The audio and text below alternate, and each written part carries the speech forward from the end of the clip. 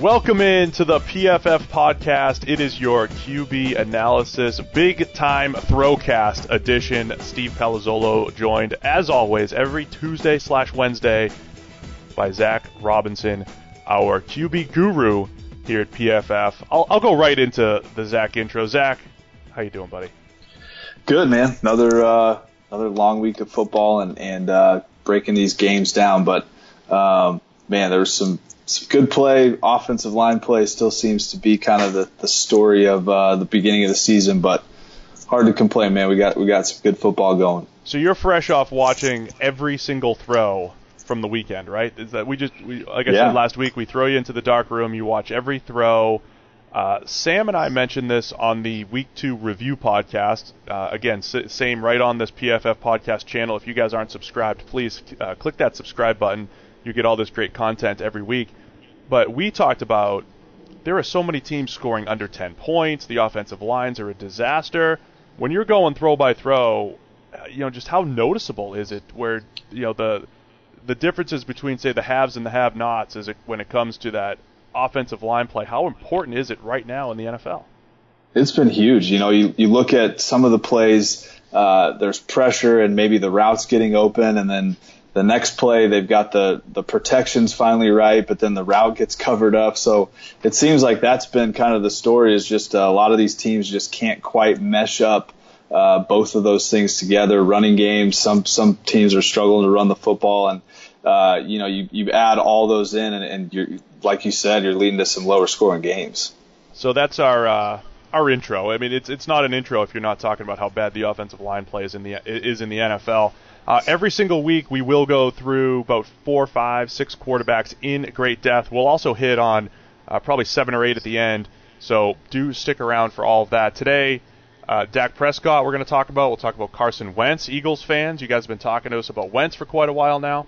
Trevor Siemian of the Denver Broncos, Alex Smith of the Kansas City Chiefs, and then Deshaun Kaiser of the Cleveland Browns. We'll get into great depth on those guys and then hit on a bunch of other quarterbacks along the way. Before we dive in, though, I want to tell you about our friends over at DraftKings. Football season has begun, but it's not too late to get closer to the game you love with DraftKings 1-week fantasy football. This Sunday, DraftKings is hosting a $100,000 Pick'em contest that is totally free to enter. Pick'em is the newest way to play 1-week fantasy football, and drafting your team is faster than ever. DraftKings has organized players into 8 tiers. All you have to do is select one player from each tier. It's that simple. Choose between public contests with big cash prizes or private contests where you can compete against a group of friends. DraftKings also has beginner and casual contests where you'll play against people of similar skill level. The best part is you get to draft a new team each week without any commitment. So get to DraftKings.com now and use the promo code PFF to play in DraftKings' free contest with $100,000 in total prizes this Sunday. That's promo code PFF to compete for your share of $100,000 in total prizes. The contest is totally free to enter, so why wouldn't you try? DraftKings is the game, inside the game. Eligibility restrictions apply. So go see DraftKings.com for more details. All right, Zac, we started off. We'll start with Dak and the Dallas Cowboys. The first impression I get on this game, last year, the talk around Dak was not only was it a surprising performance to see a rookie play that well and be that comfortable at the NFL level, but it always seemed to get paired with, yeah, but he's playing behind a great offensive line, and yeah, but he has Dez Bryant and Cole Beasley, guys who can get open, even though Dez wasn't there the entire season last year. There was a lot of yeah buts, and they're playing from ahead, and they've got this great running game, and Zeke Elliott's there. This was the first game where it felt like that formula just wasn't there. I mean, Zeke rushes for I think it was 8 yards on 9 carries. The running game was non-existent, as in there was no yardage there, and then they just gave up on it. He ends up throwing the ball 50 times, a lot of it because it's just a lot of, mop-up time. But this was the first game that went off script, so to speak, and I think it raised some of the questions that people had about Dak. If he isn't completely protected by the run game, if the game is completely on his shoulders, how will he fare? And we saw a lot of ups and downs to his game. What'd you make of Dak against Denver? And by the way, in a very difficult environment. At Denver, a great defense, one of the worst offensive line performances he's had in front of him, maybe the worst of his entire career. So very difficult circumstances. How do you think Dak handled it on Sunday? I think it wasn't all bad. You mentioned he was under pressure a lot, 40% of his snaps, was able to find just 8 completions on his pressure dropbacks. So when you play the Broncos, you're going to have to play a pinpoint type game. The coverage is going to be tight. The pressure up front's going to be there, and you really have to be on it on every single snap and precise. And he wasn't like that. Third down, they struggled. They were 3 for 14 on third down. But overall, I don't think too much of it. They only had 14 rushing attempts. The flow of the game, the defense, where last year they had a couple games where against the Giants, they're kind of tighter games. The defense is keeping them in it. The defense, wheels fell off and they gave up a ton of points. And so when you add all those things up, he forced some throws late that he typically would not do, I think, in different circumstance. But overall, it wasn't all that bad. The running game couldn't get going. Just everything really offensively just wasn't messing up, which is very rare for this offense to not see the production that we usually see out of them. Yeah, it was a weird game from, say, a PFF perspective because we're always trying to give you a little yeah, but, or well, actually. Well, actually, the name of our Sports Illustrated segment that Sam Monson and I have been doing every week. Be sure to check that out. We like to give you a little, well, actually, hey, the stat said this. Well, actually, this is really what happened. With Dak, it was, there's 2 interceptions in there that weren't really his fault. Well, actually, there were 2 passes, or was it 2 or 3 passes that absolutely should have been? I think there's 3. Yeah. I mean, Dez Bryant saved him multiple interceptions on passes that were essentially thrown right to Aqib Talib.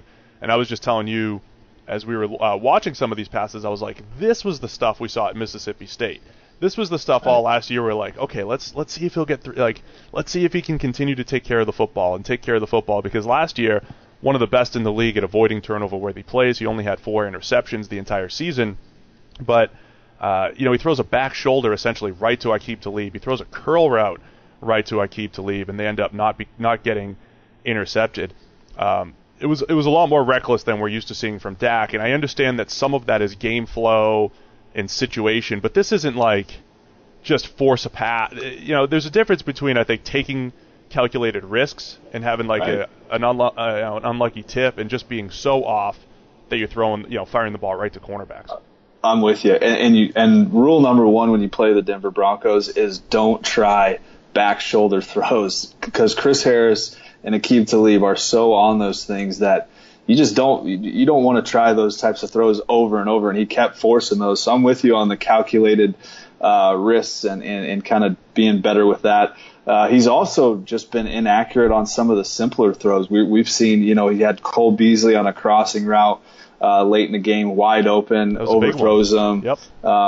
Some slant routes that have been just kind of, even some of the completions have been maybe on the back shoulder that are not allowing some run after the catch. So he's definitely, still playing well. I think, when you look at the last couple games, but there's some inaccuracies that maybe we saw in college that, for whatever reason didn't show up as much last year, but they're definitely showing up in the early part of this year. Yeah, the game grade ended up right around average for Dak. Like you said, some good stuff in there too. Hits Jason Witten up the seam for a nice pass that goes for a touchdown. Had another seam pass to Witten, I believe, that was dropped in the end zone. That was, one of those plays that was the stat sheet was like the complete opposite of what actually happened on the play. Had a beautiful sideline pass after scrambling out of the pocket, putting it right on the sideline for a completion. So.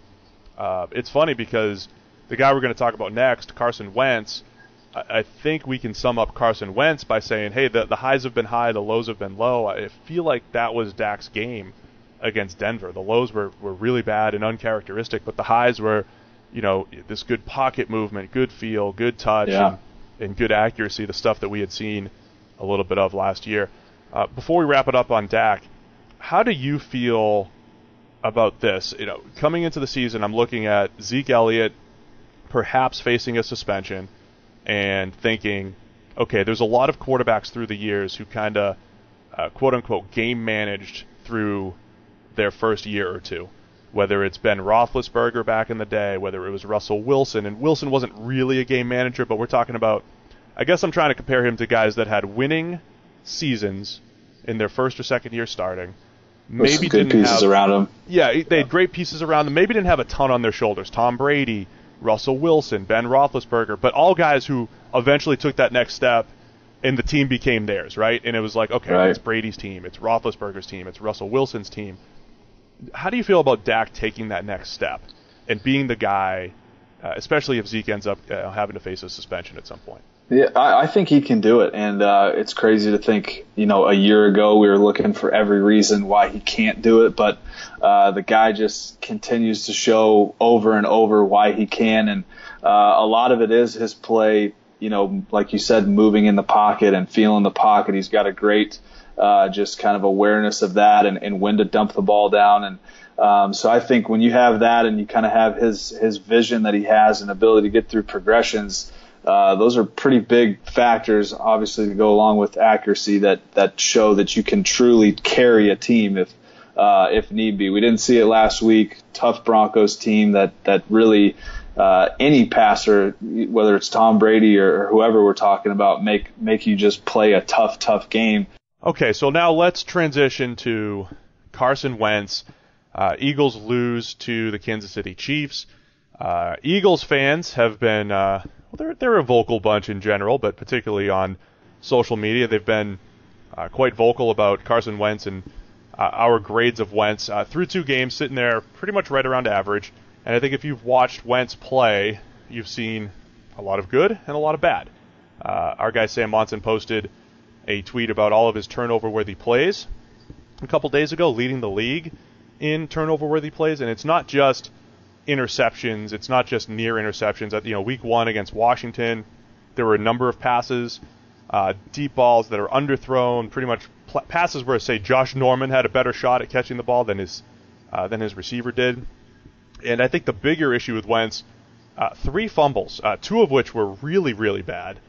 One was the backwards lateral, week 1, overthrows essentially a bubble screen, which went as a lateral and a fumble. That's a disastrous play. And then Sunday, he's getting sacked, ball gets stripped as he's on his way to the ground. Another one Sunday, kind of gets hit while his arm, while he's trying to throw, but probably should have felt the pressure of the bull rush in front of him. So we're talking about not just passes here, and those are 3 plays that will not show up in his passer rating, of course. They're 3 fumbles, and I have to say, one thing that we try to do here at PFF is distinguish quarterback fumbles. They're not all the same. There are some where the quarterback literally just has no shot. He's in the middle of his throwing motion, he gets blindsided, it's really more on the tackle and the defender than anything. Those are ones that will more absolve the quarterback of those types of plays. Ones where a quarterback is getting tackled and gets the ball stripped out, that's poor ball security. Certainly overthrowing a bubble screen for a backwards lateral is a disastrous play, but a lot of good for Wentz too. Tried to make that last-ditch comeback against Kansas City, made a few nice throws there. He did have a dropped would-be touchdown on a back shoulder in the first quarter on Sunday. So, Zach, what do you make of Wentz's performance now through 2 games? And, again, like I said, I'm seeing a roller coaster ride so far. What have you been seeing on tape? Yeah, I totally agree. I think we've seen a lot of good, and then you've seen some of the, kind of hero-type plays that he's trying to make late in the down and under pressures specifically.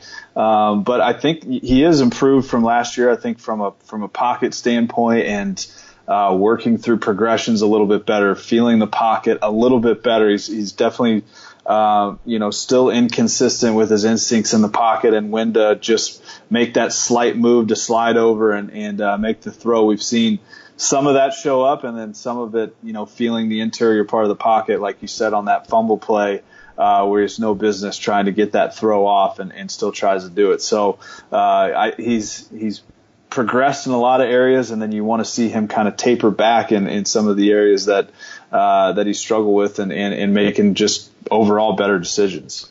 So for the game, he ends up with 333 passing yards. 53 of those came on a pass late in the half, overthrows Zach Ertz up the seam. should have been an interception by the safety, bounces back into Ertz's hands for a 53-yard gain right before the half. So there's some free. How do you like those as a quarterback? Nice free 53 yards. Shoot, you take those. Interception. Take those all day, man. Yeah, that was good stuff. So there are a lot of similarities to the way Dak played this weekend. Like I said, I think the good has been really good. I know week 1 against Washington, he had that touchdown where he maneuvered out of the pocket, created some room, got the ball down the field. Like I said, that final touchdown against Kansas City puts it into a nice tight window in the back of the end zone. So a lot of good stuff there. A bigger picture for Wentz. When we looked at him last year, he looked like a guy that was a lot more comfortable in the 3-step game and getting the ball out and just different. That may have been what you expected from him as far as because he doesn't like to go through progressions. He doesn't go through progressions particularly well. He can do it. It's just not consistent. Maybe the quick game is where he should shine. I'm expecting more of a guy that's going to drop back and try to create more of those hero plays, be the big arm guy that can drive the ball down the field. Where are you bigger picture on Wentz, kind of what he was as a rookie, what he's looked like through 2 weeks, and where you think he's going? Yeah, I think the perfect mix that they had for him was really at the beginning of last season. They had the offensive line right in front of them. They had the quick game going. They're getting the ball out of his hands, and then you look at their play action game, and their play action game was awesome, and he was able to push the ball down the field and then also make some out of pocket plays, move the pocket, those types of deals. I thought that was the best we've seen him, and that's the most comfortable, I guess, environment is just him getting the ball in quick game, kind of spreading things out, getting an empty, and then hopefully having the offensive line protect well in front of him to where he's got some shots for play action. But I don't think that he's necessarily any different from the first 5-6 weeks of whatever it was last year where he was playing lights out. But it definitely feels like maybe he's trying to do too much at sometimes where it's like, hey, let's get the ball out of your hand. Let's maybe take off just a count sooner in the pocket and try to create outside because he is so athletic and good throwing on the move and all those things. So I think it's just finding that blend of when to take off, when to try to get to that next guy in the progression and feeling the pocket while doing all that. One of the things that came up when we did our off-season study on all of these quarterbacks and charted accuracy and everything, 2 big things with Wentz. I was fascinated at how inaccurate he was in just on 5-step drops. And your 5-step drop, that's your most common drop back in the NFL. That's your intermediate game. You can run all sorts of different things off that. But the most inaccurate quarterback on 5-step drops a couple of years ago, and that coincides a lot with that intermediate routes over the middle of the field where I think you always pointed out to be like, man, he is overthrowing a ton of these passes. He is, even when he's completing them, they're high and they're dangerous.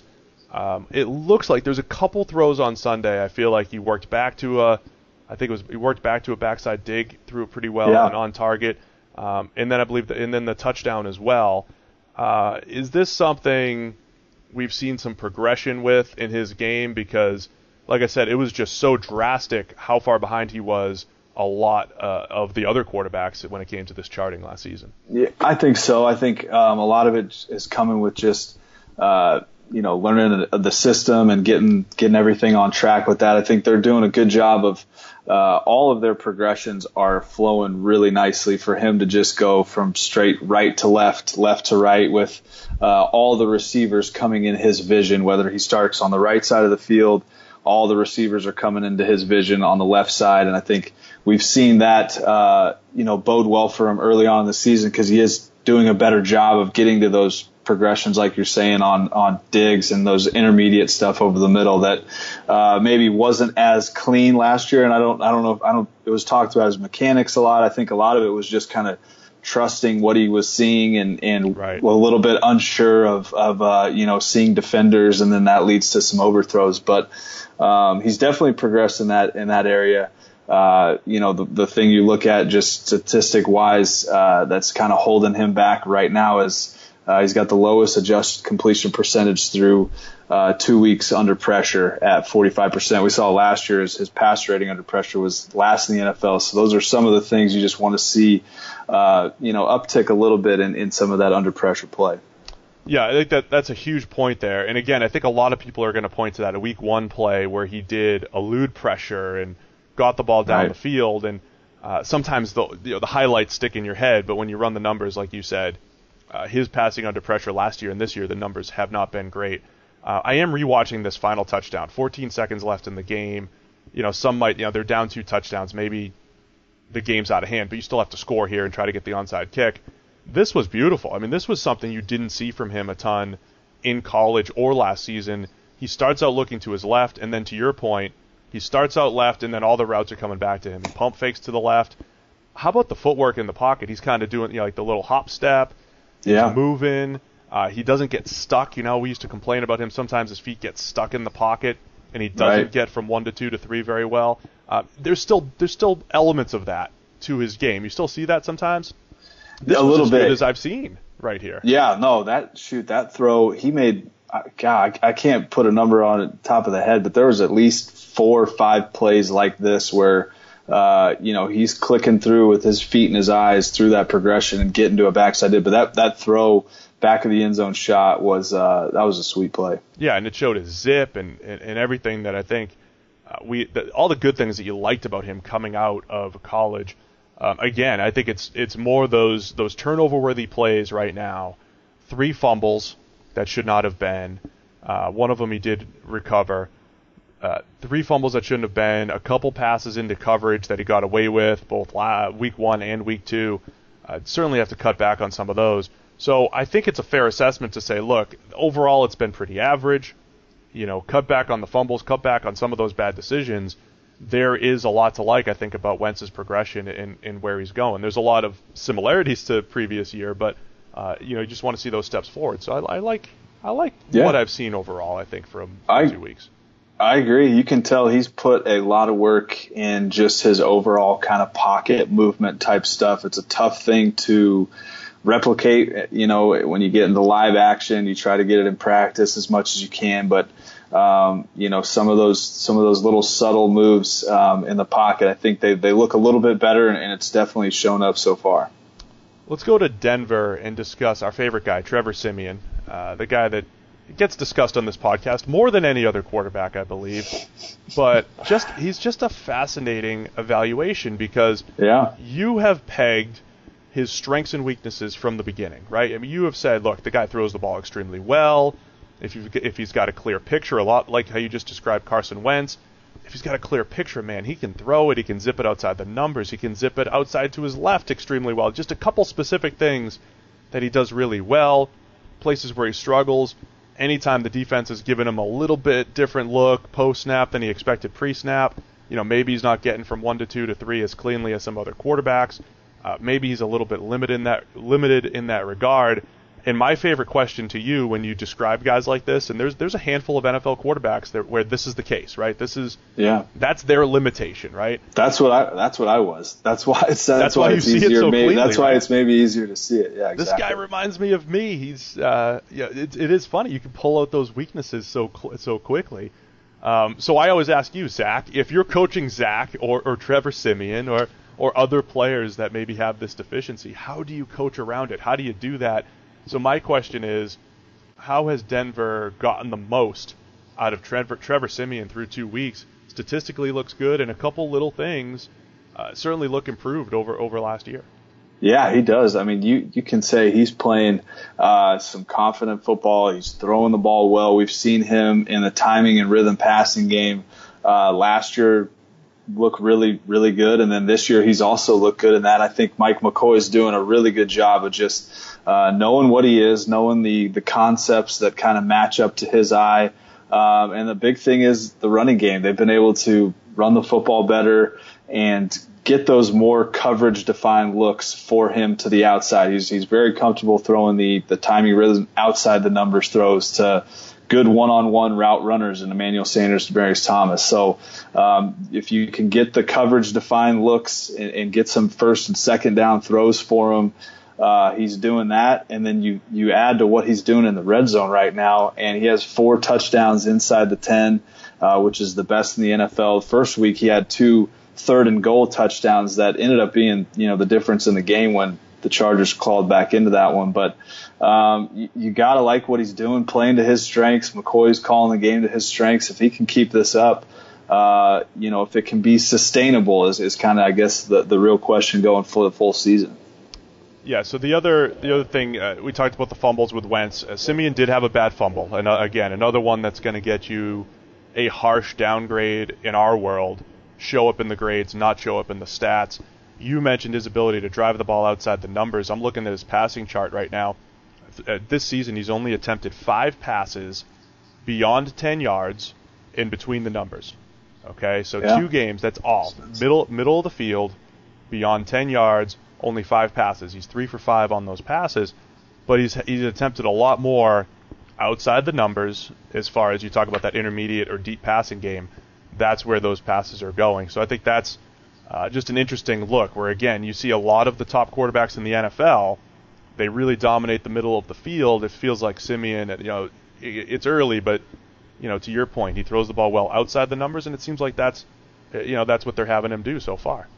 Yeah, a lot of cover 3 and cover 1. I was looking at their stats earlier. They've seen the majority of cover 3 and cover 1 isolation routes on the outside, and they're making it work. And I think the best thing that you're seeing from him, because he's an athletic guy and can kind of get out on the move, and he's good in the bootleg game, but he's not hanging in the pocket as much as he did last year, trying to do maybe something that he couldn't do. He's playing to his strengths, and just if it's not there, boom, take off and go, pick up 3 yards, live to see another down. I think that's been one of the biggest things for his game is just just taking off and going when he needs to, and not making the bad mistake like we saw him kind of do last year. He threw an interception last week. That was a busted route by Demaryius Thomas, not on him at all. So other than that, we saw 1 turnover-worthy throw early in that first game that could be pick 6, but other than that, he's played very, very clean throughout. I believe that's his only turnover-worthy throw. And again, just you mentioned he threw an interception. Those are passes we will say that's not considered turnover-worthy if we're putting it on the receiver or the route or a blatant miscommunication. He has 2 interceptions on the season. I don't think either one was truly his fault. The 1 turnover-worthy play, like you said, it was a brutal misread. I mean, he misread cover 2, threw it right to the corner, who dropped it. Probably one of the worst throws we've seen all season. But since that point, I'm pretty sure that's his only turnover-worthy play. So yeah, taking care of the football, playing well in the red zone. I mean, those 2 things, recipe for success, I would say, for quarterbacks. So he's got six red zone touchdowns so far, which lead the NFL. 4 inside the 10, like I said, and a couple on 3rd and goal. That those are the biggest plays in a game. Is 3rd and goal inside the 10. Do you make it happen, or do you guys have to kick a field goal? And he so far has made it happen. Yeah, very impressive, especially a guy that we've complimented, we've criticized through 2 games. There's a lot to like about Siemian's improvement this season. I'm on record as saying I think Denver was going to regress. Of course, they're sitting at 2-0. I'm not going to double down on that, but I will say both games are at home. They're clearly a team that's difficult to play at home. The defense has played extremely well. I do want to see this whole I want to see the show go on the road. I want to see Siemian on the road and see if they can keep it up. But so far so good. And to your point, Mike McCoy doing a lot of good things to play to Trevor Siemian's strengths. They've played some good teams, schematically, defensively, that kind of match up. Not a whole lot of movement from either the Chargers or the Cowboys. They're not trying to move around and disguise a whole bunch. So I think that's obviously helped out, and we'll see if he can sustain this kind of play. Then I'm with you. I thought the Broncos might regress as well, but shoot, they're sitting here and they look pretty good. That is one of my favorite things that you do is when you try to pair up a quarterback skill set with what they're going to face defensively. The classic example was last year. Dak Prescott goes up against the New York Giants on Sunday Night Football. Probably has the worst game of his entire career to that point. It was just all over the place. And they went up against the Tampa Bay Bucks the next week. You said, hey, don't worry. He's going to be fine. This is a great matchup for him. And I think he completed 34 of 38 or something like that last Something year. ridiculous. Yeah, he went off. And you just said, look, this is just a good matchup for him. So maybe the opposite is true. And as much as I want to compliment Siemian and Mike McCoy, maybe they've faced a couple good matchups right now, and it's all about being able to maintain that against more difficult teams. But we'll see. It's typically, we've talked a lot about Siemian, but it's typically quarters coverage, cover 4 coverage that he struggled with last year. I think he completed under 45%. So far this year, he's only seen 2 snaps of cover 4. So get into some of those teams that maybe give a look that he's not exactly comfortable. We'll wait and see. Maybe you should be a defensive coordinator. That's what the more I watch this, the more stuff I actually kind of want to beat the offensive guys. So it's interesting. I'm telling you, man, we may have found something for the NFL to do, and not to go off on a huge tangent, but Ben McAdoo over in New York with the Giants, he did something I read this offseason, very interesting. He had his offensive players have defensive coach meetings. That's right. Yeah. Every now and again, and then they flipped it. You ever seen that in the NFL? I haven't. I think it would be awesome. I mean, everybody's always wondering exactly what is being said in those defensive back rooms and those things, and what they're seeing from the offense, and maybe some of the stuff is things that we don't even think about. That's what they think. But I'm totally on board with that. I think more of that kind of cross action would be beneficial for any player. Absolutely. I mean, you are our quarterback guy. I feel like you've got a very good understanding of quarterbacks and schemes and strengths and weaknesses. You're just describing weaknesses and strengths of these guys. And if you were to sit down with a defensive coach and describe these strengths and weaknesses and how to attack these guys, that is invaluable. I think it's a fascinating concept. The same way I think when you see coaches go from one team to the next and then they play each other, I do feel like the coaches that were offensive coaches, have that insight as to how to slow down the offense that they were a part of. You know what I'm saying? Like, I don't know if defensive coaches have the same effect, because defense is defense still has to react, right? You still have to react to what the offense is doing. If you know what the offense is going to do, you know how to stop it. So I always feel like there's that advantage when the offensive coach goes somewhere else and then, plays their former offense, so to speak. So. Yep, I'm with you. I think the best, the team that does it the best that you see week after week is the Patriots. They know exactly, it gets talked about a lot in strengths, but it just shows up every single week. And, they got some guys in that building that just know specific strengths and weaknesses of guys, and then they just attack, to take advantage of that. So, maybe we're on to something, man. Maybe we need to go join a defensive team here. Yeah, we'll go find a defense and shut down all these guys that we're breaking down here on the PFF podcast. Wanted to give you guys another heads up as one of our favorite fantasy places to play. It's Draft or playdraft.com. It's draft.com or Draft in your app store. These guys are doing a great job over there. You've got some best ball leagues that you can join. That's what I joined before the season. You get through the draft, and then you just leave your team. Just set it and forget it. They will take the best players every single week. There's all sorts of different types of games. There's head-to-head. There's 3-man leagues. You will sit on this site and have a ball. The best part about it is you can win real money. And if you go use the promo code PFF, you will get a free $3 game. You can see games that range from as little as $1 up to $100. There are all sorts of different types of games, style games, that you're absolutely going to love. So get over there and use the promo code PFF. Make your first deposit. You'll get a free $3 game. I'm keeping tabs on my team.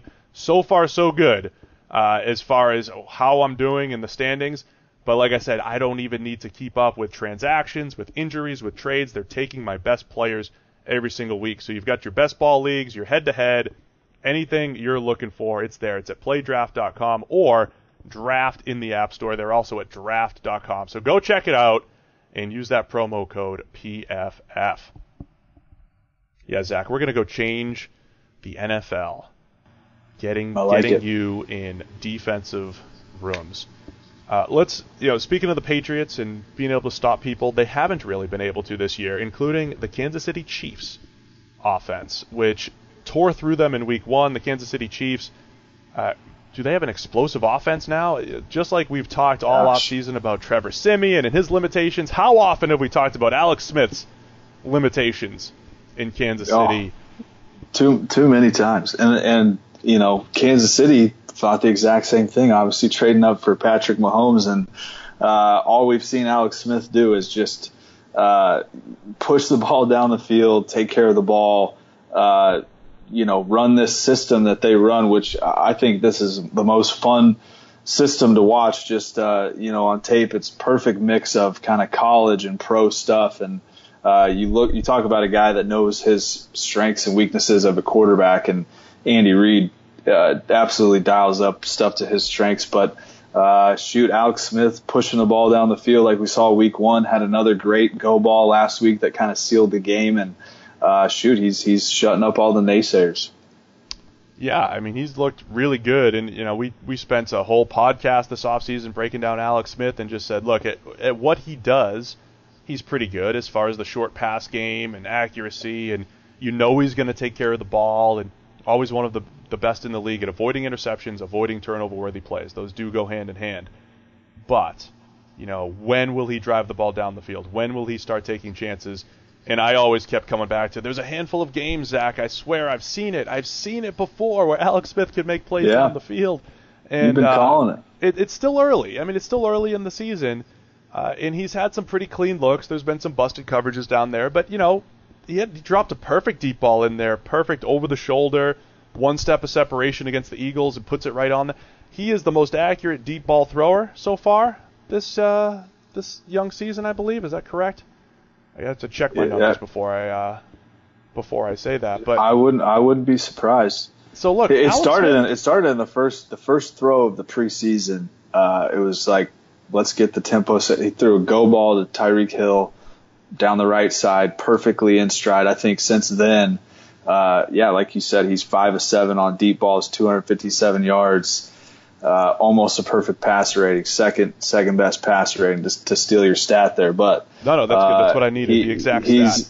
He's been doing what's been expected. Last week it got a little hairy in the middle of that part of that game. There was a lot of he's facing a lot of pressure, and they kind of got into some screens and misdirections, and were able to kind of manage the game that way. But you look at his under pressure numbers, 123.2 passer rating under pressure, and 100% adjusted completion rate under pressure. Hasn't thrown an incompletion that he's tried to attempt, or whether it be a drop or whatnot, under pressure. So that's been a huge number for him. It's kind of always been something in the past that he's struggled with. That's fantastic. Look, here's my question. A lot of people use the word balance on offense, and I always describe balance maybe a different way, because people say balance and it's like, okay, run versus pass. It's got to be balanced, or it's got to be 50-50, or it's got to be 60-40, or whatever it is in today's NFL. Balance to me on offense is being able to win multiple ways.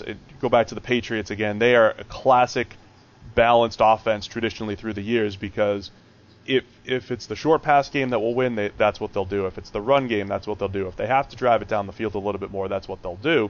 Is Kansas City creeping back toward this very balanced offense? Because if Alex Smith can continue to take just enough shots down the field and make those plays, then they can create mismatches with Travis Kelce, with Tyreek Hill in the pass game, work the short game, work the trickeration game. It was a shovel pass. It was college-y shovel pass to Travis Kelce for Alex Smith's touchdown late in the game, to Kareem Hunt running the ball. Now you've got this, this running back, this rookie running back that you can rely on too.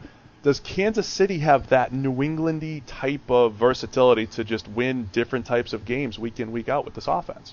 Man, I think you just summed it up perfect. I think they do. You watch just the type of versatility that they do have with flexibility in the run game. You mentioned that shovel play. They've done that over and over and kind of taken it from some college teams. Everybody's run a version of it, but they've really expanded kind of that, getting Travis Kelce as the guy running it, and he's been 3rd and 1. They've picked up some big gains on that. So you just really like what they do. If like I was saying last week, They couldn't drop back and throw it because pressure was too much in their face. So they got really creative. They got some misdirection stuff going. They got the screen game going, and they've got a perfect mixture of kind of the playmakers that they need for Alex Smith. So if they can keep this thing going, they are a force in the AFC and could potentially maybe beat at the door of the Patriots. I'm not ready to, even though they beat them week 1. I still want to see that happen in the playoffs, but gosh, they're looking good. No, that's fair, though. I think that's a fair assessment. So, look, it's 2 weeks into it. Sample sizes are always an issue. Like I've said with Alex Smith, we've seen this before in flashes throughout his career. The question is always, it's that consistency factor. And, Sam and I discussed this a little bit the other day. We were comparing Alex Smith to Carson Palmer, something you and I have discussed before as well. And, Carson Palmer, he just sees a receiver at the top of his route, he just trusts that he'll get to where he needs to go, and he just chucks it. And sometimes it's great, sometimes it's ugly. Alex Smith, certainly the guy that wants to see this great separation. He wants to feel really comfortable with the throw before he makes it. So I'm going to ask about sustaining this. Can he? I've always looked at him as the guy that if he could just take a couple extra shots per game, you're not going to turn the ball over that much more. Can you continue to take those shots? Per game, just a couple extra. Is he taking the shots now because they're schemed open, because he's trusting himself more, because he is being more aggressive? So is this a sustainable thing where Kansas City can challenge down the field and that'll open up all of the fun trickeration that they have underneath? Or will Alex Smith kind of settle back into what he is, which is the ultimate game manager, so to speak, that won't necessarily win games for you, but certainly won't lose them? Yeah, no, it's a great question. I think right now with everything that they got going, and I think just like we were saying, the flow of the offense, I expect them to keep playing well. Is he going to regress some? And is under pressure, passer rating, like that stuff's going to come down. But the thing I always think about with the guys that are getting up there in age, and not saying Alex Smith is old, but you get into week 8, 9, 10, 11. What is his arm like in those? We saw it with Carson Palmer last year. And you see it throughout the NFL. Just can you sustain that level of kind of strength and power when you're having to move off the spot and those types of things? I think we've seen in past that maybe Alex Smith's arm has regressed as the year has gone on. So can he keep, maybe he has a new regimen or something, because his arm does look maybe a touch stronger than we've seen it, than we saw in the last time out. So can he kind of sustain that zip that he has right now at the intermediate and deep levels throughout the season? I hope he does, because I'm a fan of his game and would always like when a guy can go out there and kind of prove everybody wrong and do what he's doing. Yeah, I think the thing I said with him was, I wonder, the Chiefs, they draft Patrick Mahomes, and I'm on record as saying I think the Chiefs wanted Patrick Mahomes out there this year. They're going to get his playmaking out there. We'll see if we get to that point. I mean, it's not looking good the way Alex Smith is playing right now, but I always wondered if that would light a little bit of a fire under him to say, okay, I'm going to do a little bit more. I'm going to try to drive the ball down the field a little bit more. So we will see if he can keep it up.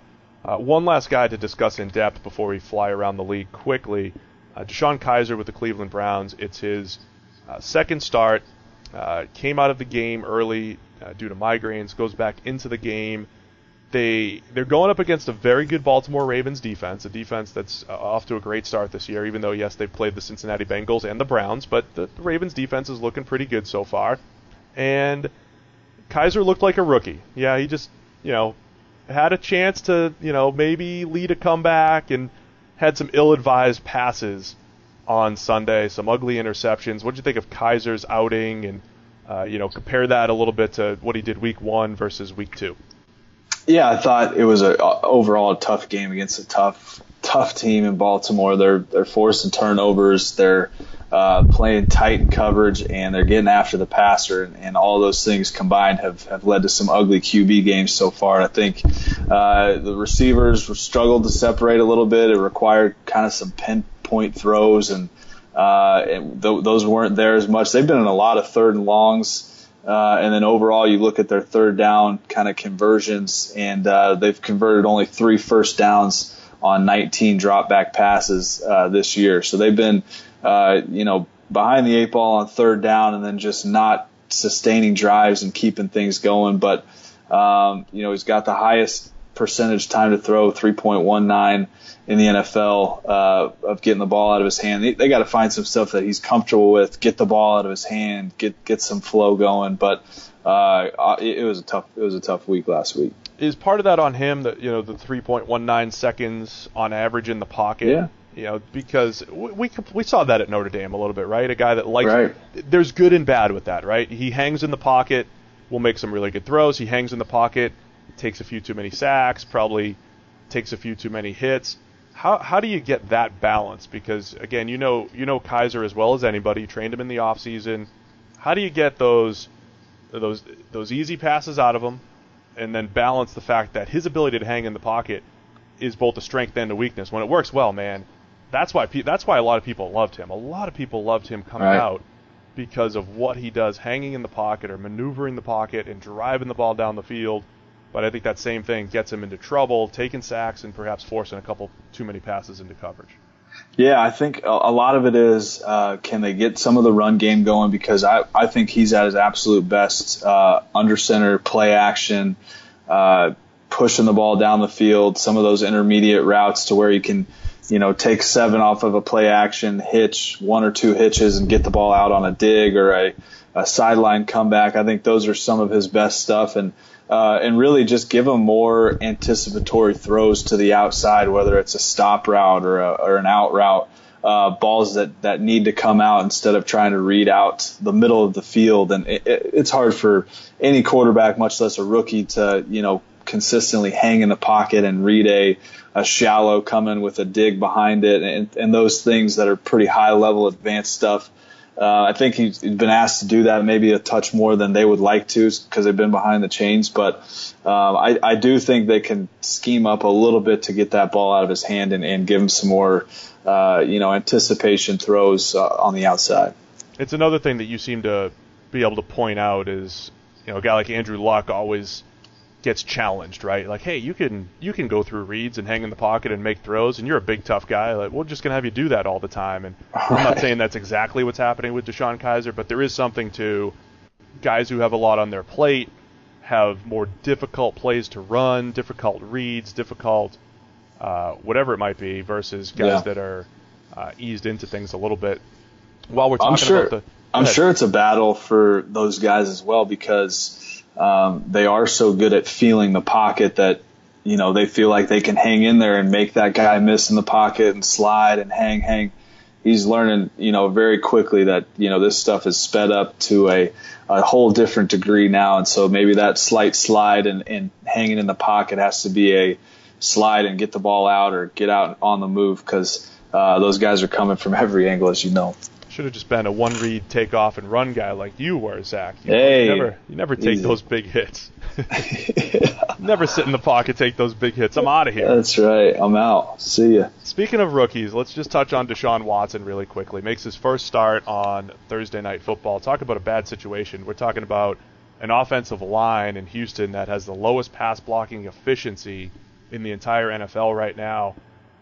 You and I were sitting there texting and Skyping together during Watson's first outing, saying, this, again, for the second week in a row, this looks a lot like the Clemson Deshaun Watson. So what are the good and bad to his game real quick, and then we'll make our way through the NFL, hit on a number of different quarterbacks. Tough game, tough environment, short week. I thought, he did a good job of just kind of what he was asked to do, and obviously the long touchdown run ended up being the difference in the game. But we've seen, he's not quite ready. I don't think he's systematically fitting into what they want to do right now and what they kind of thought they were going to do with Tom Savage. So hopefully they can get him on the move, some more bootleg stuff, and just kind of find out those concepts that he's comfortable with, spread the game out, get him an empty. I think you see them.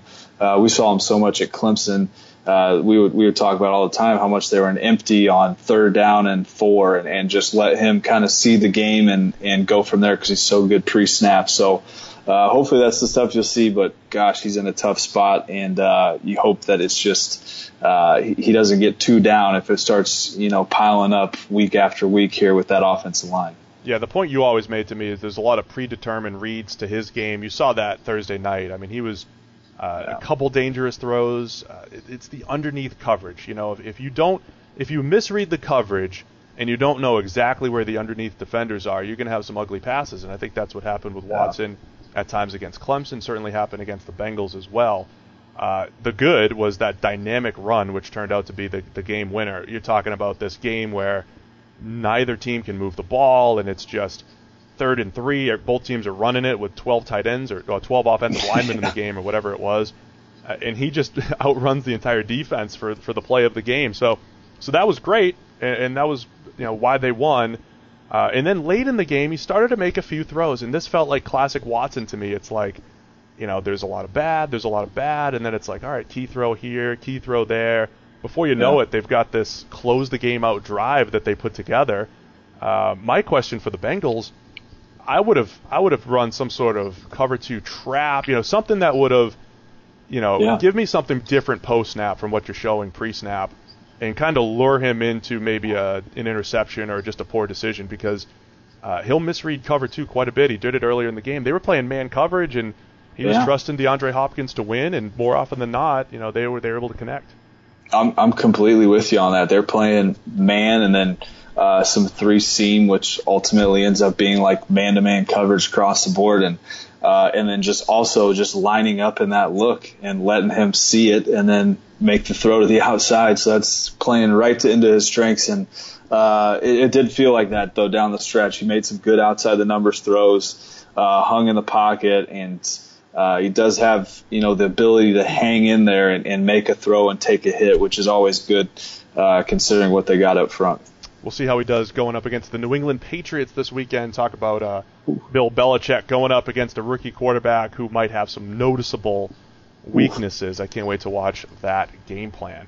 All right, let's fly through the league here, Zach. Give me, 1 or 2 quick thoughts on each quarterback. I'm going to start with Derek Carr, Oakland Raiders. Going up against the New York Jets, a team that we're expecting to go, 1-15 at best, but took care of business, and that's what I keep saying about the Oakland Raiders. They're taking care of business like a top team should. Big win week 1 against the Tennessee Titans. Through 2 weeks, Derek Carr sitting there at 82.2 overall.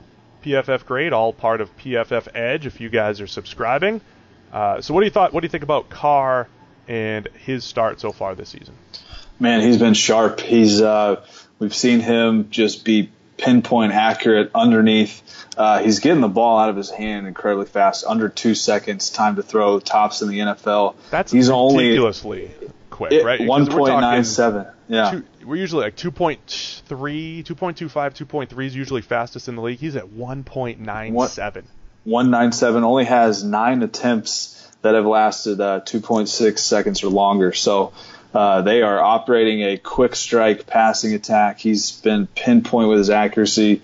I think the biggest thing that sticks out with him is still just the go balls and the back shoulder throws. He hit a number of those first week, and again last week. He just has a great feel with his receivers on those back shoulder throws. That was one of the first things I've noticed with him the last couple of years. I love those throws. We've talked about it quite a bit. So difficult to defend, and it gives you an out against man coverage. We've seen teams that can get shut down against man coverage if they have guys that can't separate. You don't even need to separate if you have guys that are on the same page, and you could back shoulder things and throw fades to pinpoint spots in the back of the end zone like Derek Carr can. So I'm with you. Good quick game, good down the field stuff when they've attempted it, and a nice start to the season with Carr. What about Andy Dalton? We talked about that Thursday night game. It was Bengals, Texans. The Bengals have scored 9 points in 2 games. This is a rough start for that Cincinnati offense. Yeah, it's been tough. Just I guess collectively the whole thing just hasn't meshed up very well. They haven't, they obviously they fired the offensive coordinator and trying to find some sort of some juice heading forward, because it just nothing's been there. They haven't clicked. Andy, I don't think he played bad last week. It's just you kind of want to see some more plays. The first week he had some poor decisions in the red zone and those things. But I still am a believer that they're going to right the ship. They got some good playmakers. The offensive line has been okay. The tackles have struggled as we kind of expected, and that's been a big hamper on the entire offense and kind of what Andy is as a player. So that's not helping the case, but maybe they'll find something with Bill Lazor calling the shots and get something going offensively, because it's been tough to see. You throw out the stat, everybody's throwing it out that they haven't scored a touchdown yet, and if Tyler Eifert could keep his feet in bounds on that one play, they got a touchdown, and maybe the coordinator doesn't get fired, maybe they end up winning that game. It just goes to show you the margin of error in the NFL is super small. So I still think they're going to get something going here and on track.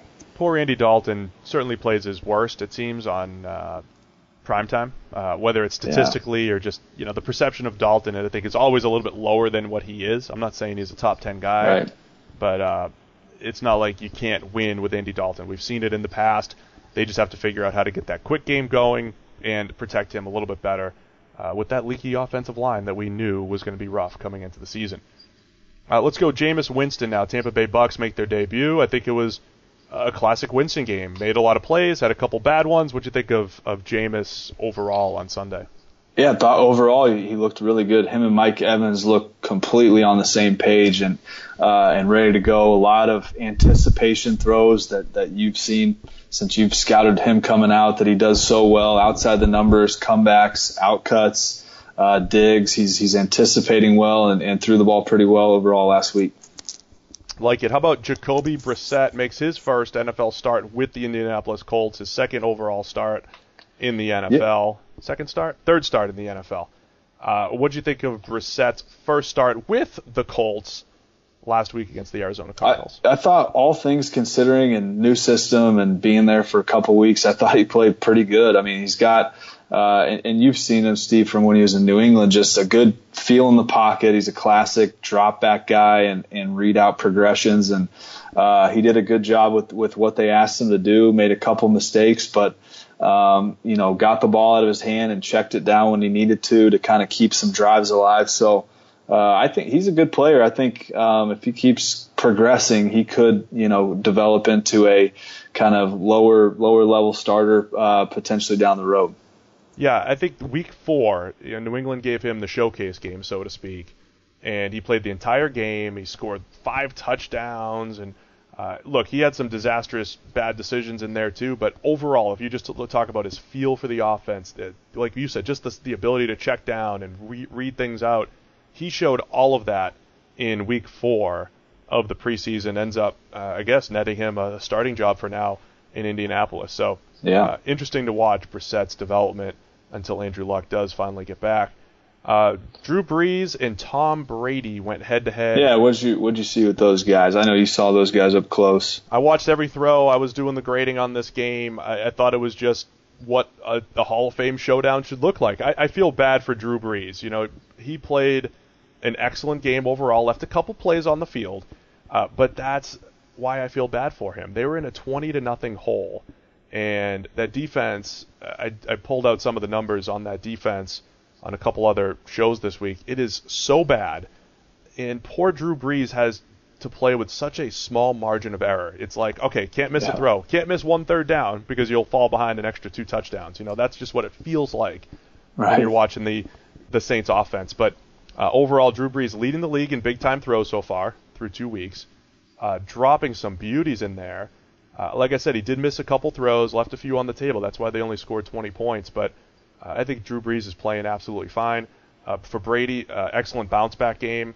When you look at what they had personnel-wise, they came into the game with 3 wide receivers. Two of those guys got banged up at some point. Rob Gronkowski goes down to injury at some point. So they're just mixing and matching running backs and tight ends, and Brady's just spreading the ball around and made a couple beautiful downfield throws. Overall, though, you're talking about a good outing for Brady against just, again, the horrendous Saints defense. I cannot believe how poorly they play defense again this year, like they did in recent years. So I think overall, if you sum it up, it's like, all right, good bounce back for Brady and the New England offense, but you're probably not going to play against a Big 12 defense again this year. So take the stats where you can get them. Brady threw for the 3rd most yards of his career, 449 yards in that game. But it was nice. It was nice to see, probably for the last time, unless they face each other in the Super Bowl, which I don't anticipate, Brady and Breeze going head-to-head. Yeah, it's good stuff. Let's go to Chicago. Mike Glennon.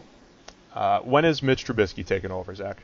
Gosh, I hope sooner rather than later. I think he did some good things last week, and then you saw some bad things. I think just for what they are offensively, and I just think they need a guy that's back there making athletic type plays and moving in the pocket, and just overall a playmaker back there that can make something happen when something's not exactly right. They're building the offense. We were just talking. They're building that offense around Tariq Cohen. Whether they're splitting them out and running them on downfield routes or bringing them out of the backfield, they want to feature him. And I think that if you're wanting to feature him, Trubisky's that guy because he's so accurate underneath and quick decision maker, quick minded that we always talk about. But I think, another couple weeks, maybe just to let him, see what the weeks are like in the NFL for Trubisky and get his feet wet. But I would go with him sooner rather than later. I think he's ready to go. Yeah, I'm ready for Trubisky. I'm ready to see him. I'm excited to see him. I thought he had a great rapport with Ryan Switzer at UNC, that short area accuracy, as you mentioned. So very interesting to see what they're doing with the rookie, little shifty running back Tariq Cohen and what they could do with Trubisky in the lineup. Okay, Zach, that'll do it for us today. Don't forget, everybody, programming notes. The PFF podcast has 4 action-packed episodes all week. We've got the review podcast, this one that you're listening to, the QB review podcast. We have a midweek mailbag with Sam and I, and, of course, our Week 3 preview coming up live from Queen City Radio in Cincinnati. I had a lot of fun there last week. So if you guys haven't subscribed, be sure to click that subscribe button. And don't forget about all the various offers over at ProFootballFocus.com for both PFF Edge and Elite. If you guys leave a 5-star review, you have a shot for a free PFF Elite subscription. That's worth $200. That's our top subscription. And then don't forget about our previous sponsors, Draft.com and DraftKings.com. Get over there and have some DFS fun. So that'll do it for us today. And thanks again to everybody for tuning in. We'll talk to you again next time.